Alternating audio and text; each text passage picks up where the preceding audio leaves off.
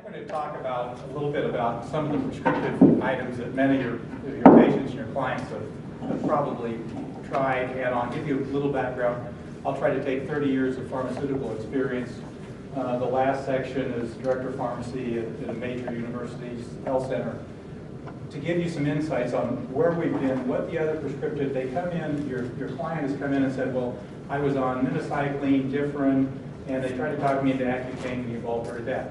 I'm going to give you a brief background of what these are, when you've heard of them, so you're familiar with what they are and maybe what other people are using.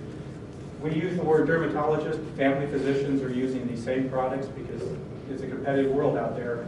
They're going to write for it. They're not as experienced with the drugs to use, to prescribe, so it may be a little different variation. But in the United States right now, your leading prescriptive items for treatment are probably going to be Differin Gel, Benzaclin, and Duac. And the last two are basically the same.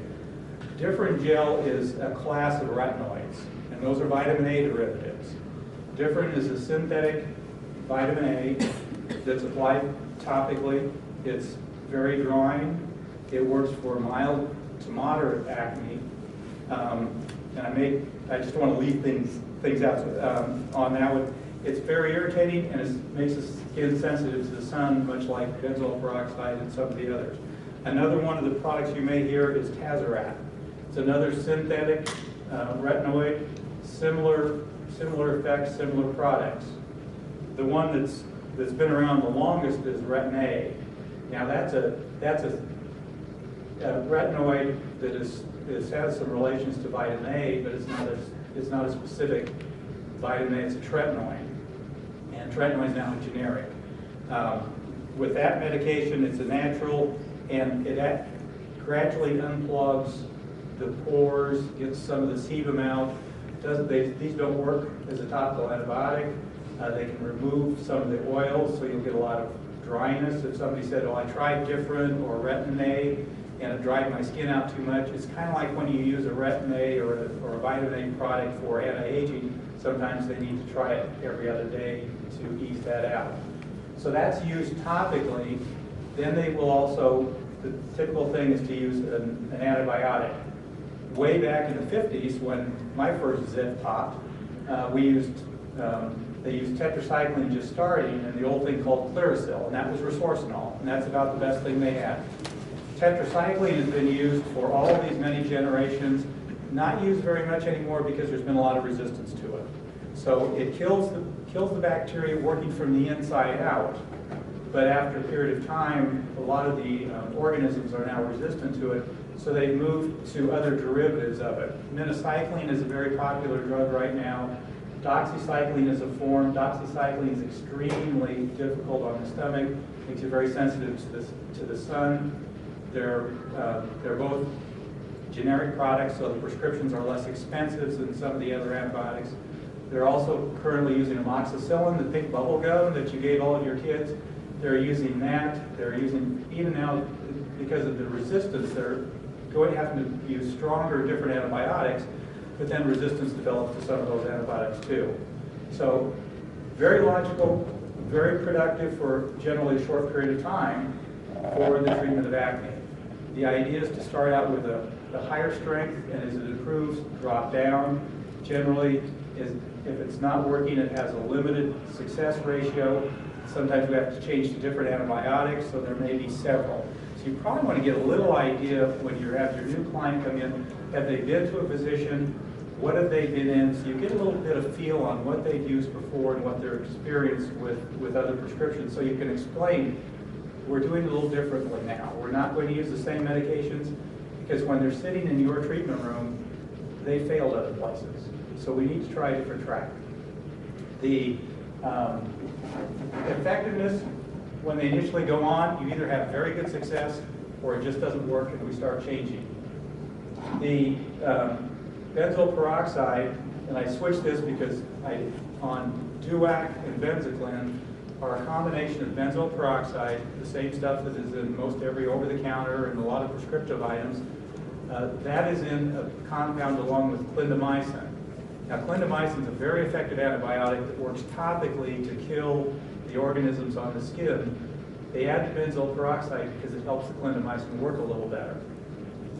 And it's not necessarily the benzoyl peroxide is that effective, the clindamycin is effective, but it helps the production. These are extremely expensive. They generally work very well. Most of the time they have to be put in the refrigerator, so your client may have to use a cold preparation on their face. Those group will take most of the prescription type of medications that your clients have been on with it. And we'll get around to it. Benzoyl peroxide is going to pop up many, many times. Our products don't use it because we don't need it. We don't sell against it, but we try to inform you what the properties are, what the harmful effects, the FDA warnings, and those types of things. And the other trouble with benzoyl peroxide is it has no staying power. You put it on, it kills organisms. It's very effective with that. But it doesn't have any staying power. So an hour later, its effectiveness is no longer there. So you kill, regrows. You kill, regrows. They add the clindamycin because that has a longer staying power and works a little better with it. Accutane, I'm sure you've all heard of it. It's either the devil drug or the wonder drug. Extremely expensive. Accutane, the brand name, is deciding to get out of the market, but there are several generics out there. It's terribly teratogenic, which means severe birth defects. The patient, both male and female, to get a prescription must sign up with a federal program called iPledge. So females have to go on 2 forms of birth control, and one has to be either oral or vaginal, the Orthoever or the oral contraceptives, and they want them to use a backup. Males, of course, don't have to do that, but they still have to go through the program. Unless you go through the program to certify, insurance won't pay for it. And we're talking $400 a month. It's wonderfully effective on the right patients. Dermatologists are much better at determining that, and it should be just a dermatologist that's prescribed it. I don't believe family physicians would have the ability to prescribe. But like everything, I saw a guy today. He had cystic acne on the back of his neck. He's been Accutane twice. Well, there's other ways to treat it. So it's overused. Sometimes it's underused. I've seen people that had some back acne and they've used Accutane. It's out there. It's very expensive. Severe potential side effects. Bright red, swollen lips if they don't use a steroid on their lips. Dry skin, especially elbows, knees. So it'll also take a couple other prescription anti-inflammatory and steroid creams to help relieve some of the side effects. How long it's going to stay on the market depends a little bit on how many lawsuits there are, because we're always getting reports that some woman decided, I want to get Accutane, they got it from their friend, they weren't on birth control, and they got pregnant. And I mean, we're talking about a fetus with no arms. So it's terribly harmful. When the patient goes through other treatments, they may not be successful. Some people do very well, and you'll never see them. But a lot of times it goes through a cycle. They become discouraged, they become depressed, they go from one system to the next. They'll start with their physician when they're teenagers. They'll go to the dermatologist, they'll get it fixed up. Our typical patient isn't necessarily a teenager because their mom and dad's insurance, they're being taken to the physician. What we see are the 25 to 45-year-old, the milk drinkers, the hormonal, the adult onset. They may not want to go to the physician anymore, so now they've gone to the internet, they've gone to Proactive, they've gone to other types of forms of medications, and so they've been exposed again to the benzoyl peroxide combination drugs that may or may not be effective for a long period, short period. But if they're seeing you because it hasn't